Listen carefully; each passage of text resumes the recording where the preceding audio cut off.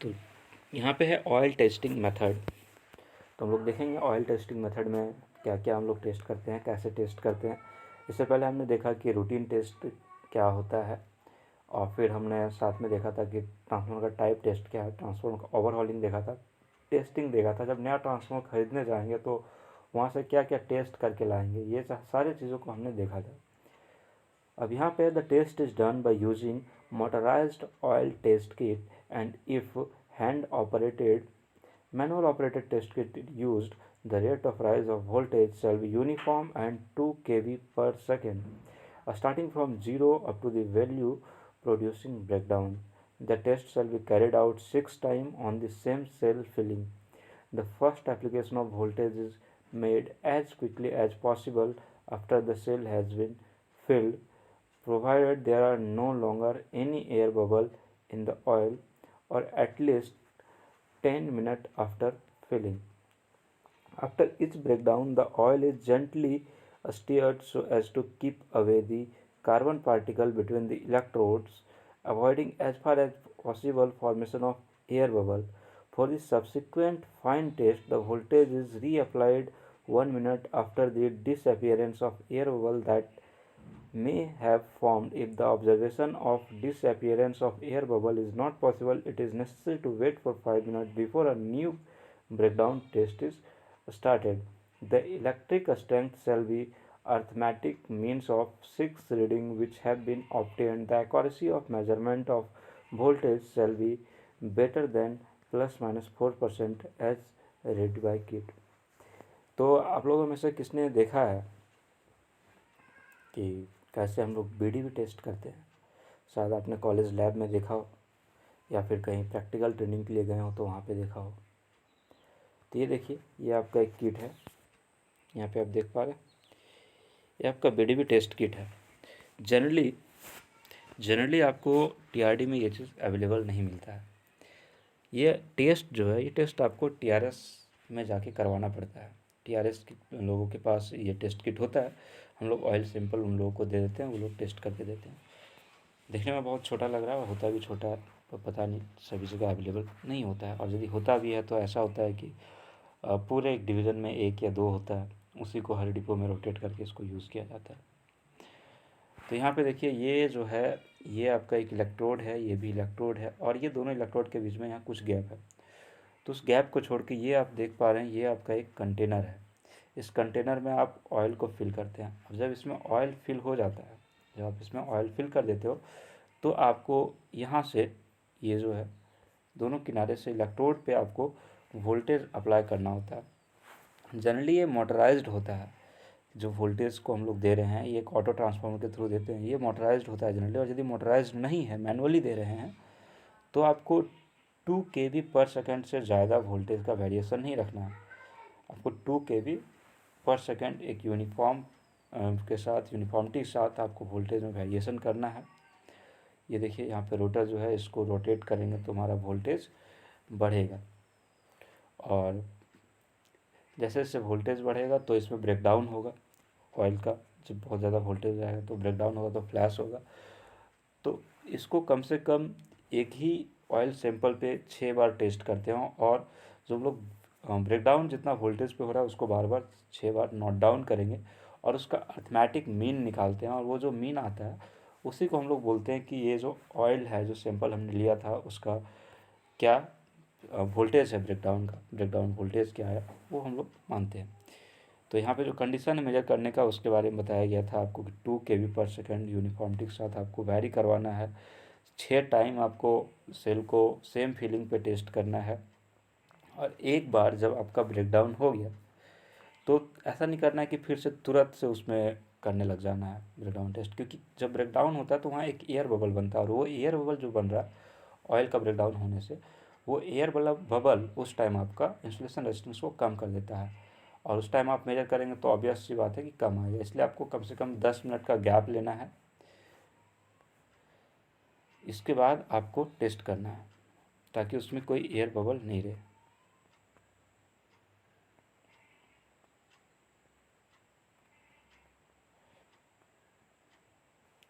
मतलब जब आप पहला बार ऑयल भरेंगे तो उसको ऐसा नहीं करना है कि ऑयल भर के भी हम लोग बहुत देर तक छोड़ देंगे।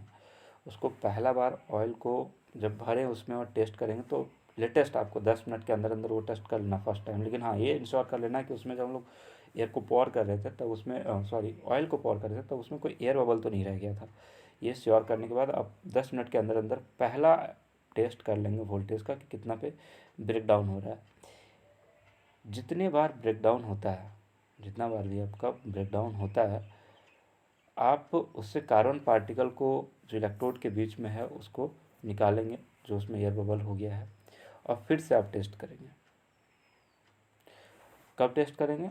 जब आपका जो उसमें बबल है वो देखना बंद हो जाए उसके 1 मिनट के बाद।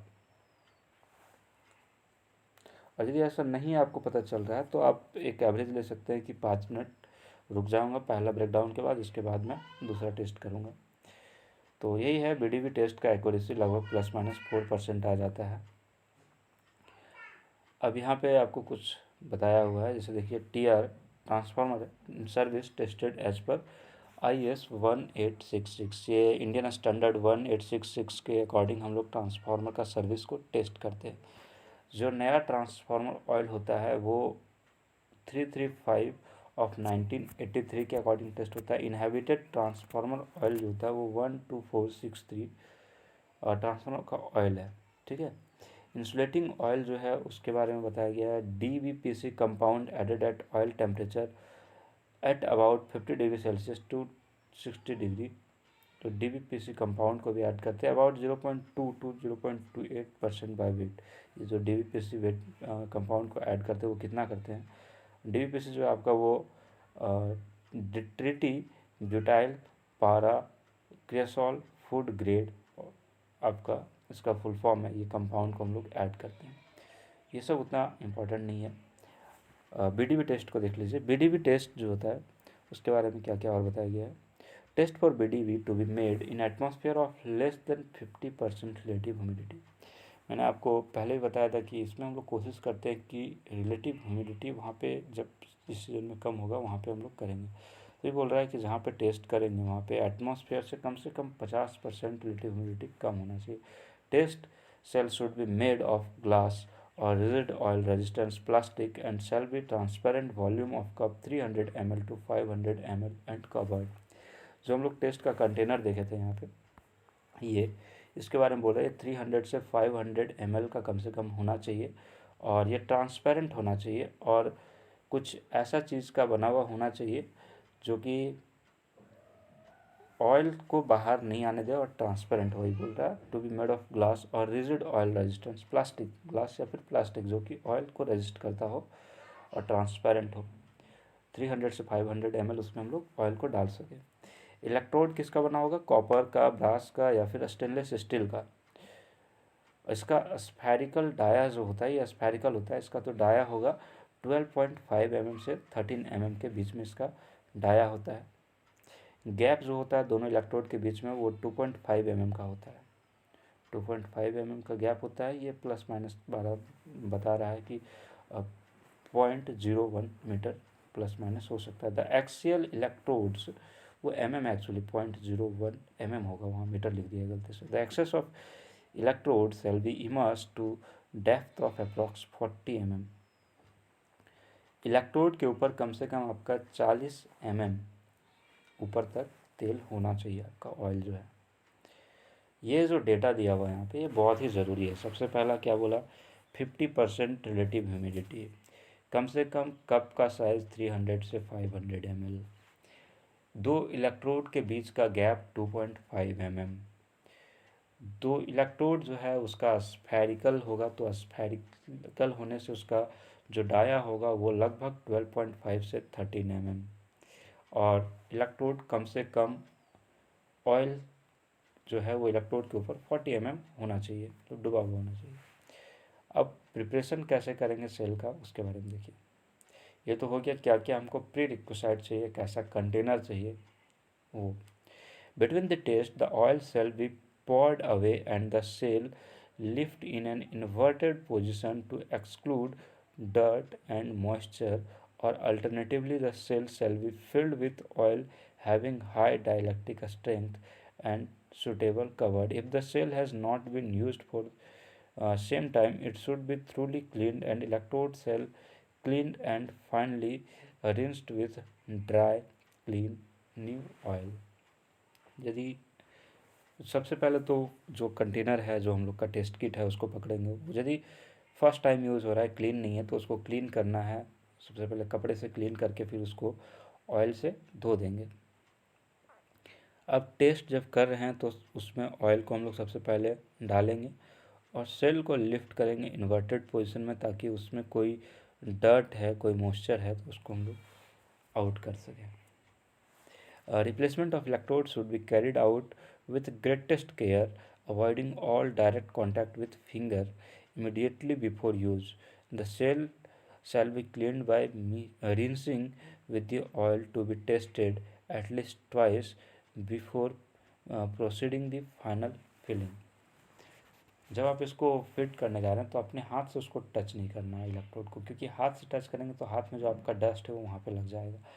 तो आपको बहुत ही केयरफुली इलेक्ट्रोड को रिप्लेस करना है, उस पर रखना है। और इलेक्ट्रोड को साफ़ जब भी करेंगे तो जिस ऑयल से टेस्ट करने वाले उसी ऑयल को से कपड़ा को भिंजाइए और उसको पोंछ दीजिए, उसी से साफ़ करना है, ठीक है। अब देखिए, साफ़ कर लिया हमने, टेस्ट किट को रख दिया। उससे पहले हमने जान लिया कि टेस्ट किट का क्या क्या कैरेक्टरिस्टिक्स होना चाहिए। अब प्रिपरेशन करते हैं सैंपल का। The sampling vessel containing the test oil shall be gently agitated and turned over several times in such a way as to ensure as far as possible a homogeneous distribution of impurities contained in the oil without causing formation of air bubble. अब जो sampling vessel है जिसमें आप लेके आए हो तेल को, उसको बहुत ज़्यादा बढ़िया से मिलाइए चारों तरफ, ताकि ऐसा नहीं हो कि उसका हेट्रोजीनियस मिक्सचर बन जाए, कुछ उसका पार्टिसिपेट जो वो नीचे बैठ जाए और ऑयल ऊपर रह जाए। अब उसको मिला दीजिए, पूरी तरह से हिलाइए और उसको मिला दीजिए। एक होमोजेनियस डिस्ट्रीब्यूशन होना चाहिए इम्प्योरिटीज़ का, जो भी ऑयल है उसके साथ, उसमें एयर बबल का फॉर्मेशन नहीं होना चाहिए। Immediately after this the sample should be poured down in the test cell slowly in order to avoid air bubble forming, or for example by means of clean dry glass rod. This operation shall be carried out in a dry room free from dust. अब उसको आप जो आपका test kit है उसका container पे डाल सकते हैं, लेकिन ये चीज़ ध्यान रखना है कि जहाँ बहुत ज़्यादा धूल वूल है वहाँ पे नहीं डालें, नहीं तो क्या होगा, जो आप ऑयल लेकर आए उसमें फिर से डस्ट मिल जाएगा। बहुत ज़्यादा ह्यूमिडिटी भी नहीं होना चाहिए। The oil temperature at the time of test shall be ambient temperature. Ambient temperature जो आसपास का टेम्परेचर होता है, कितना होगा आपके पास का टेम्परेचर, वही 25-30, तो वही बोल रहा है 15 से 35 डिग्री के बीच में वो टेम्परेचर उस टाइम ऑयल का होना चाहिए। यदि आपका बहुत ज़्यादा ऑयल फ्रीज्ड है या बहुत ज़्यादा हीट है तो आप उसको पहले उस टेम्परेचर पे लाएं और फिर टेस्ट करें। ऐसा नहीं है कि उसको आपको ऑयल को पूरा हीट कर लेना है इसके बाद टेस्ट करना है। तो ये हो गया आपका। तो हमने सबसे पहले क्या देखा, बीडीबी टेस्ट के लिए आपको बीडीबी टेस्ट कैसा होना चाहिए, कहाँ पे होना चाहिए, इसका कंटेनर में स्पेरिकल डाया क्या होगा, दोनों के बीच का गैप क्या होगा, ये सारा चीज़ देखने के बाद हमने देखा कि उसको प्रिपेयर कैसे करना है। साफ़ करेंगे, साफ़ करने के बाद ऑयल लेके आएंगे, ऑयल को मिलाएंगे बढ़िया से। ऑयल को मिलाने के बाद फिर ऑयल को उसमें पोर आउट करेंगे, पोर आउट कर देंगे। इस टाइम आपका टेम्परेचर क्या होगा इसके बारे में देखा हमने। अब नेक्स्ट जो है वो है ट्रांसफार्मर ऑयल। तो इतना देर से हम लोग उसी ऑयल का बीडीबी टेस्ट कर रहे थे, अब ट्रांसफार्मर ऑयल के बारे में पढ़ना है। चलिए तो इसको भी देखते हैं। बीडीबी टेस्ट के बारे में मैं उम्मीद करता हूँ कि आपको समझ में आया होगा। तो ऑयल को तो हमने डालना देख लिया था। तो ऑयल को डालने के बाद ही हम लोग क्या करते हैं, इसमें वोल्टेज कनेक्ट करते हैं, ठीक है। इसमें वोल्टेज को कनेक्ट कर देते हैं दोनों इलेक्ट्रोड पे, और फिर यहाँ पे हम लोग वोल्टेज को धीरे धीरे इस रोटर को घुमा घुमा के बढ़ाते हैं। और जब वोल्टेज बढ़ेगा तो यहाँ पे आपका ये जो तेल से भरा हुआ कंटेनर है इसमें ब्रेक डाउन होगा, यहाँ पे फ्लैश मार्क्स आएगा। जैसे फ्लैश मार्क्स आएगा आपको वोल्टेज को लो कर देना है या फिर कट आउट कर लेना है। फिर थोड़ा देर के लिए इसको कूल होने देना है, अप्रॉक्सीमेटली 5 मिनट के लिए। तब तक में आपका एयर बबल ख़त्म हो जाएगा। एयर बबल ख़त्म होने के 1 मिनट तक आपको वेट करना और फिर से आपको इसमें वोल्टेज देना है। इस तरह से 6 बार करते हैं हम लोग और उसका फिर मीन लेते हैं। अब देखिए ट्रांसफार्मर ऑयल के बारे में। ट्रांसफार्मर ऑयल को यूज़ क्यों करते हैं, ट्रांसफार्मर ऑयल क्या होता है, इस चीज़ के बारे में हम लोग यहाँ देखेंगे। Insulating oil is an electrical power transformer is commonly known as transformer oil. It is normally obtained by fractional distillation and subsequent treatment of crude petroleum. That is why this oil is also known as mineral insulating oil. Transformer oil serves mainly two purposes. It is liquid insulation in electrical power transformer, and it dissipate heat of transformer, that is act as a coolant. जो insulating oil होता है ये कहाँ से मिलता है? ये मिलता है क्रूड पेट्रोलियम से। बहुत बार इसका फ्रैक्शनल डिस्टिलेशन होता है और इसका सब्सिक्वेंट ट्रीटमेंट करने के बाद हमको क्रूड पेट्रोलियम से ये ऑयल प्राप्त होता है, जिसको हम लोग ट्रांसफार्मर ऑयल भी बोलते हैं या फिर मिनरल इंसुलेटिंग ऑयल भी बोलते हैं। क्योंकि ये पेट्रोलियम से प्राप्त हो रहा है, पेट्रोलियम एक मिनरल है, इसलिए इसको मिनरल इंसुलेटिंग ऑयल भी बोलते हैं। मेन फंक्शन क्या है इसका? मेन फंक्शन ये है कि सबसे पहले ये लिक्विड इंसुलेशन टाइप से काम करेगा, और जो वाइंडिंग में आपका करंट है उस वाइंडिंग का करंट को आपको ऐसा नहीं है कि वो कोर के साथ टच होने देगा। हालांकि कोर के साथ तो हमारा इंसुलेशन रहता है, लेकिन वो कहीं ट्रांसफार्मर का आउटर बॉडी के साथ टच नहीं हो जाए, उस चीज़ को इंश्योर करेगा, और साथ ही साथ एक कूलेंट के टाइप से काम करेगा, और ये ट्रांसफार्मर का वाइंडिंग का हीट को बाहर निकालेगा। In addition to these, the oil serve other two purposes. It helps to preserve the core and winding as they are fully immersed inside the oil, and another important purpose of this oil is to prevent direct contact of atmospheric oxygen with cellulose made paper insulation of winding, which is susceptible to oxidation. तो ये तो दो चीज़ हमने देखा कि main काम क्या है। इसके अलावा भी दो काम और करता है। ये क्या करता है? जो हमारा वाइंडिंग है या फिर कोर है उसको बाहर के एटमॉस्फेयर से सेफ रखता है, उसका ऑक्सीडेशन नहीं होने देता। नहीं तो क्या होगा, उसमें कोरोजन लगने लग जाएगा, कोरोजन होगा, रस्टिंग होगा, तो ये सारा चीज़ से उसको प्रोटेक्ट करता है। साथ ही साथ जो आपका सेलुलोज है जो कि ऑक्सीडेशन हो सकता है यदि ऑक्सीजन के साथ आता है, तो उसको भी ये ऑक्सीडाइज नहीं होने देता है, क्योंकि वो सारा चीज़ जो वो पूरी तरह से ऑयल में इमर्स्ड होता है। अब जो ऑयल है वो दो टाइप का आपका हो सकता है। एक तो पैराफिन बेस्ड ट्रांसफॉर्म ऑयल है और एक नाफ्था बेस्ड ट्रांसफॉर्म ऑयल है। तो इसमें से हम लोग मेनली जो यूज़ करते हुए है पैराफिन बेस्ड। नाफ्था बेस्ड उतना यूज़ नहीं होता है। और नाफ्था बेस्ड के बारे में देखते हैं। नाफ्था बेस्ड जो है वो मोर इजली ऑक्सीडाइज्ड हो जाता है पैराफिन ऑयल के कंपैरिजन में। But oxidation product, that is sludge in naphtha oil, is more soluble than paraffin oil. The sludge of naphtha based oil is not precipitate in the bottom of transformer, hence it does not obstruct convection circulation of the oil, mean it does not disturb the transformer cooling system. In case of paraffin oil, although oxidation rate is lower than that of naphtha oil, but oxidation product or sludge is insoluble and precipitate at the bottom of tank and obstruct the transformer cooling system. Although paraffin based oil has above mentioned disadvantage, but still in our country it is generally used because of its easy availability. Another problem with paraffin based oil is its high pour point due to wax content, but this does not affect the use of warm climate condition of India. तो यहाँ पे बोल रहा है जो naphtha oil है वो oxidise जल्दी होता है, ऑक्सीडेशन बहुत ईजिली हो जाता है, लेकिन जो इसका ऑक्सीडेशन की वजह से स्लज बनता है वो स्लज ऑयल सॉल्यूबल होता है, वो ऑयल के साथ मिल जाता है और वो ट्रांसफार्मर के बॉटम पे आके बैठता नहीं है। इससे क्या होता है कि इसका कूलिंग इफेक्ट नहीं होता है। जबकि पैराफिन बेस्ड जो ऑयल है वो स्लज जब फॉर्मेशन करता है, हालांकि उसका ऑक्सीडेशन उतना जल्दी होता नहीं है, लेकिन जब भी होगा तो जो उसका स्लज फॉर्मेशन होगा वो प्रिसिपिटेट बन जाता है और वो सरफेस पे आके जम जाता है, जो कि कूलिंग को अफेक्ट करता है, कूलिंग को ब्लॉक करता है। तब भी हम लोग इंडिया में जनरली पैराफिन बेस्ड ऑयल को ही यूज़ करते हैं क्योंकि ये ईजिली अवेलेबल है। दूसरा जो प्रॉब्लम है वो पावर पॉइंट का भी प्रॉब्लम है। हालांकि पावर पॉइंट बहुत बड़ा प्रॉब्लम नहीं होता है क्योंकि इंडिया एक वार्म क्लाइमेट वाला जगह है। यहाँ पावर पॉइंट यदि उसका ज़्यादा भी है तो कोई दिक्कत नहीं है, क्योंकि हमारे यहाँ तो क्लाइमेट ऐसे ही जो है वो बढ़िया है, गर्म है, तो वो जमेगा नहीं। पावर पॉइंट मतलब क्या है, जम जाना। तो जमने का जो टेम्परेचर है वो हाईएस्ट टेम्परेचर पे ही जमने लग जाएगा। ऐसा मान लीजिए कि 10-15 डिग्री पे ही जमने लग जाएगा तेल, तो कोई दिक्कत नहीं। हमारे यहाँ टेम्परेचर तो ज़्यादा होता ही है, इसलिए हम लोग पैराफिन बेस्ड ऑयल को ही ज़्यादा यूज़ करते हैं।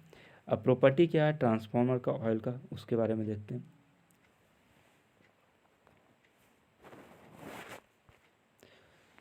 Parameters of transformer oil. The transformer parameter of transformer oil are categorized है। सबसे पहले इलेक्ट्रिकल पैरामीटर होगा, फिर केमिकल पैरामीटर है और फिर फिजिकल पैरामीटर है। तो हम लोग स्टार्ट करेंगे पहले फिजिकल पैरामीटर से। आप जब ऑयल को यूज़ करें तो आपको क्या क्या चाहिए। सबसे पहला चीज़ जो है वो इंटरफेशियल टेंशन। इंटरफेशियल टेंशन क्या है, जब आप दो लिक्विड को एक साथ रखते हैं तो दोनों लिक्विड अपने आप में मिलता है या नहीं मिलता है। यदि मिलता है तो इसका मतलब है कि वो दोनों का इंटरफेशियल टेंशन कम है, मतलब जो अपने आप पे वो टेंशन लगाता है, सरफेस टेंशन का नाम सुना होगा आपने। तो दोनों लिक्विड यदि अपने आप पे जो सरफेस टेंशन लगा रहा है वो यदि कम है तो दोनों मिल जाएगा, और यदि ज़्यादा है तो वो नहीं मिल पाएगा। तो वही चीज़ है इंटरफेशियल टेंशन। विस्कोसिटी, विस्कोसिटी क्या है कि कोई लिक्विड कितना विसियस, इसका मतलब है वो कितना तरल है, मतलब कितना आसानी से वो कहीं फ्लो कर सकता है, लिक्विड टू लिक्विड उसका फ्रिक्शन कितना कम होता है। इसके बाद है फ्लैश पॉइंट। फ्लैश पॉइंट मतलब कितने पे आपका उसमें स्पार्किंग होगा या फिर आग लग जाएगा। पावर पॉइंट कितना पे वो जम जाएगा। तो ये आपका चार फिजिकल पैरामीटर है, ये चारों को हम लोग देखेंगे। केमिकल पैरामीटर में क्या आता है कि उसमें वाटर कंटेंट कितना है, उसमें एसिडिटी कितना है, या फिर उसमें स्लर्स कितना है। ये सारा चीज़ जो कि फिजिकली हमको नहीं दिखता है लेकिन केमिकली ये हमको अफेक्ट करता है, वो हो गया आपका केमिकल पैरामीटर। और इलेक्ट्रिकल पैरामीटर में क्या देखेंगे, इंसुलेशन। तो इंसुलेशन देखने के लिए हमारे पास क्या है, डाइलेक्ट्रिक स्ट्रेंथ, या फिर उसका स्पेसिफिक रेजिस्टेंस क्या है, या फिर उसका डाइलेक्ट्रिक डिसिपेशन फैक्टर क्या है। ये सारी चीज़ों को हम लोग देखेंगे। तो ये सारा चीज़ कहीं ना कहीं इंसुलेशन से ही रिलेटेड है। तो सबसे पहला जो इलेक्ट्रिकल पैरामीटर का वो है dielectric strength of transformer oil. Dielectric strength of transformer oil is known as breakdown voltage of transformer oil or VDV of transformer oil. The voltage at which the oil breaks down when subjected to an electric field with a continuous increasing voltage contained in a specific apparatus. The voltage is expressed in kV.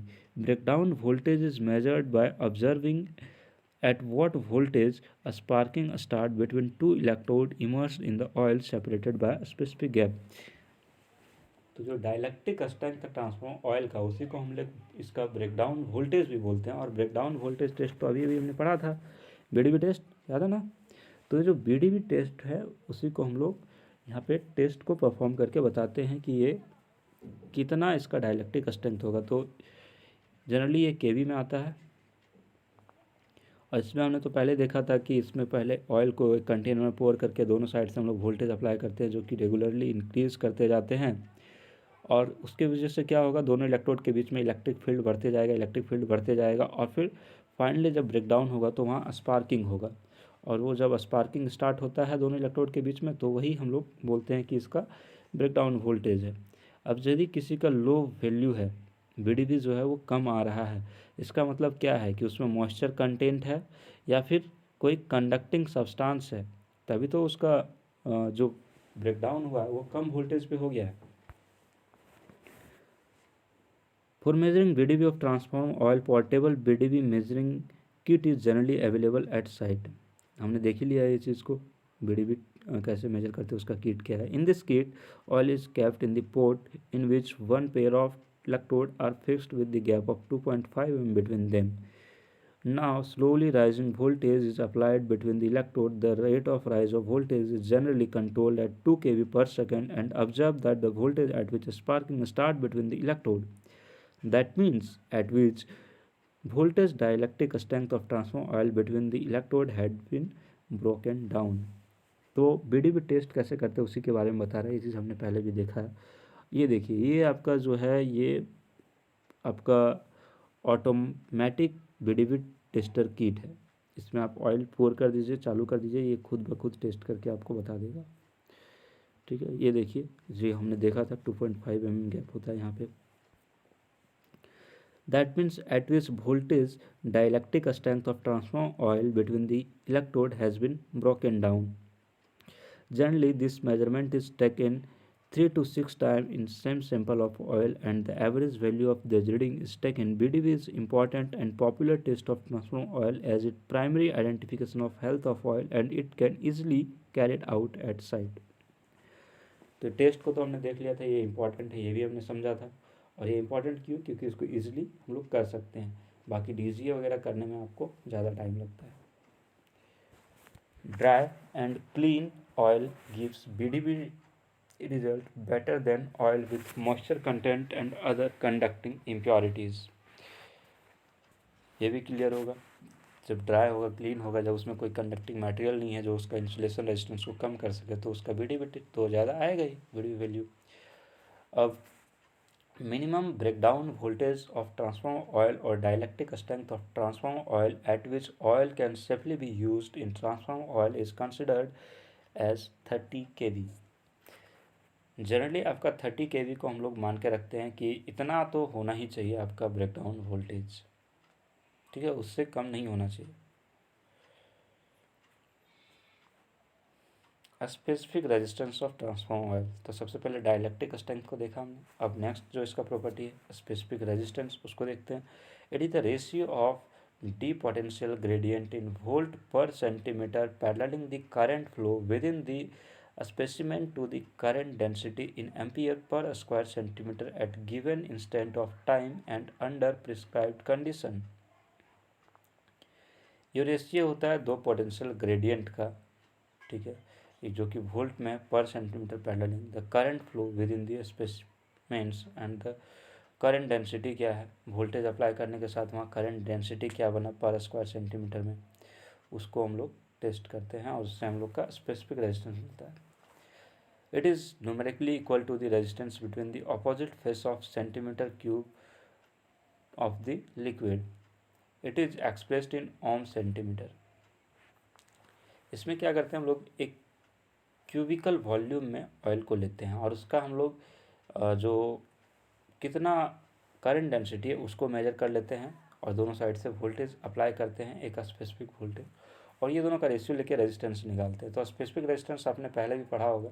Specific resistance क्या बोलता है कि एक cubic size का कोई volume पे आपका जब वोल्टेज अप्लाई करते हैं तो क्या करंट डेंसिटी बनता है, उसी को हम लोग स्पेसिफिक रेजिस्टेंस बोलते हैं। तो ये न्यूमेरिकली हम लोग कैलकुलेट कर लेते हैं, इसका जो आपका डायमेंशन है वो है ओम centimetre.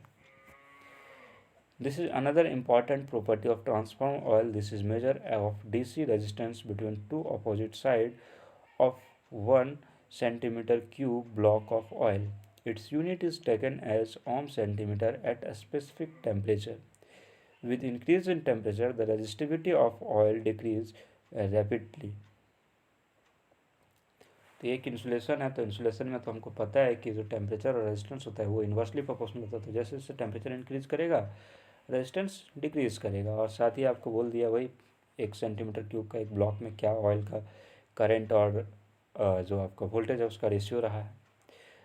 Just after charging a transformer after long shut down the temperature of oil will be at ambient temperature and during full load the temperature will be very high and may go up to 90 degrees centigrade at overload conditions। So resistivity of the insulating oil must be high at room temperature and also it should have good at high temperature as well।